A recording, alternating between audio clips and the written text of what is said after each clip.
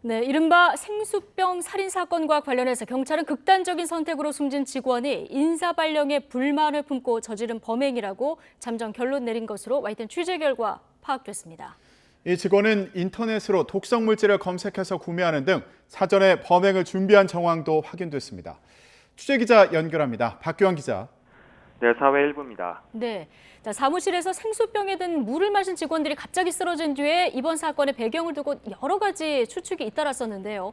경찰이 계획적인 범행으로 잠정 결론을 내렸다고요. 네, 그렇습니다. YTN 취재 결과 경찰은 이번 생수병 사건이 극단적 선택으로 숨진 직원 A씨가 인사에 불만을 품고 저지른 범행이라고 잠정 결론 내린 것으로 확인됐습니다. 경찰은 사무실에서 직원 2명이 생수병 물을 마시고 쓰러진 다음 날 자택에서 극단적 선택으로 숨진 동료 직원 A씨를 유력한 용의자로 지목했는데요. 경찰 조사 과정에서 다른 회사 직원들은 A씨가 줄곧 상사의 업무 지적과 인사 발령에 불만을 터뜨렸다고 진술한 것으로 알려졌습니다. 특히 A씨는 경남에 있는 사무실로 인사 발령이 나게 되자 이를 뒤집기 위해 1년 가까이 생활하던 회사 기숙사에서 나와 서울에 따로 방을 얻는가 하면 여자친구가 서울에 있다는 거짓 소문을 퍼뜨리기도 한 것으로 알려졌는데요. 결국 A씨는 지방 발령 인사에 대한 불만으로 팀장인 40대 남성 직원이 마시던 생수병 물에 독성 물질을 타는 방식으로 보복 범죄를 저지른 것으로 경찰은 잠정 결론을 내렸습니다.